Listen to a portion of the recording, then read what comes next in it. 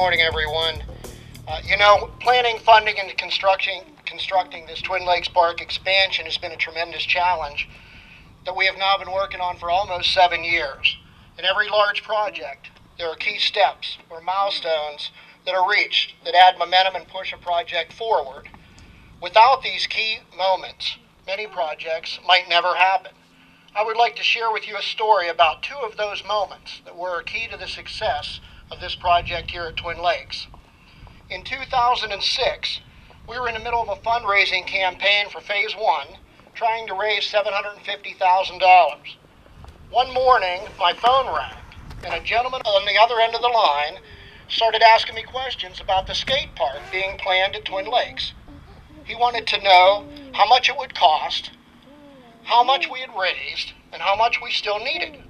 He had seen an article in the local paper about kids holding car washes and musical performances to raise funds for a skate park. I asked him his name, and his reply was, that isn't important for now. So I proceeded to tell him about our plans for the park, the estimated costs, and the contributions and commitments that had already been made. When I said we still need $156,000 before we can begin Phase 1, his reply was, I might be able to do that. At that point, I said, well, if you're really serious, you really need to come and meet me face to face so I can review with you our plans and cost estimates. His reply was, I'll see you Friday morning at 11. I still didn't have his name, and I wasn't really totally sure that anyone was going to show up Friday at 11, but I prepared regardless. And of course he did show up, and that was when I met Jim Peach for the first time. Jim's the gentleman sitting at the end over here in the red shirt and green hat.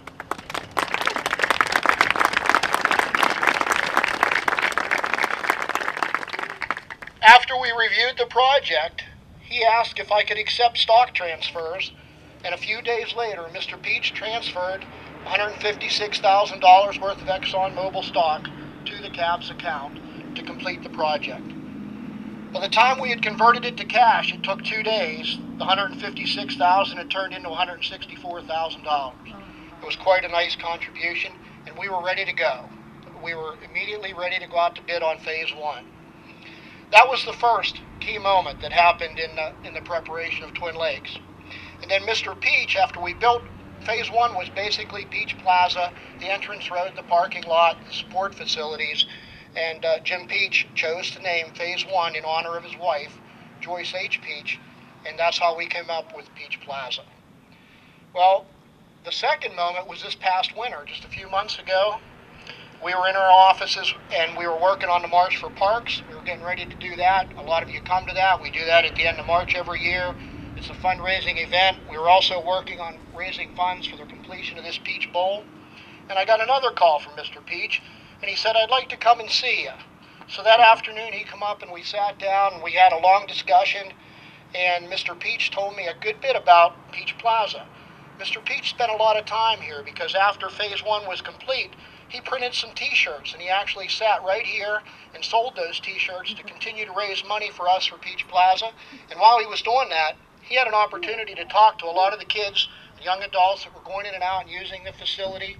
And he told me about those conversations. He told me about some of the good things and some of the bad things, and so on and so forth. But at the end of the conversation, Mr. Peach said, I want to make another contribution to support the bowl. And he handed me a check, a blank check, and he said, I'd like you to write that check for $100,000. And at that point, I said, Mr. Peach, I said, I'm not even sure that I know how to write a check for $100,000, something I've never really done before. And secondly, I said, are you absolutely sure this is really what you want to do?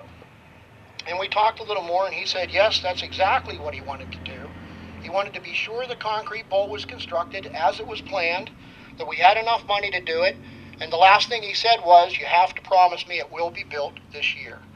And of course I said, that's not a problem, it will be done, and it will be a priority. So today we are here to dedicate the James R. Peach Bowl in honor of Jim Peach, Mr. Peach, and the tremendous gifts he has given to the community.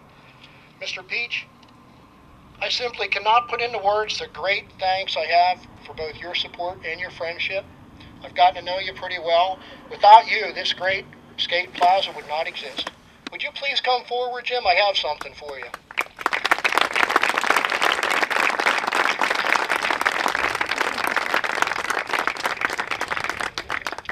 Jim, you are a unique individual, and we felt that a unique individual deserves a unique gift. And this was actually a combined effort in the thinking of our cab members and our staff. And we wanted you to have something that you could take that would always remember this day. This is what we got you. You can see this. This is Jim Peach on a skateboard. You see here, you see the symbol of the Peach Bowl and the Peach symbol that we use here everywhere with the skateboards. And this is a very determined Jim Peach who's in his new bowl. You're going to see that for real here in a minute. Mr. Peach, we'd like you to make some comments.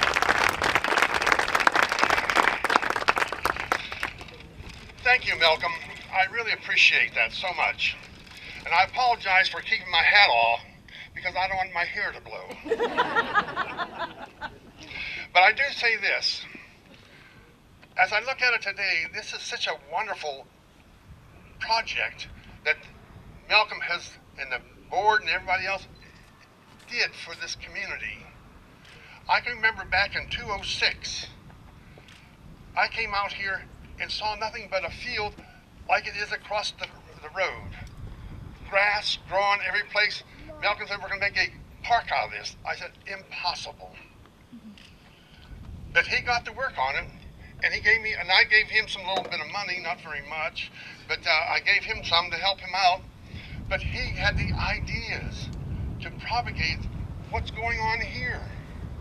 I think this is such an asset to the county. He developed such a beautiful piece of property out of nothing, and I really congratulate him. I don't wish to have all this honor bestowed on me because I don't deserve it.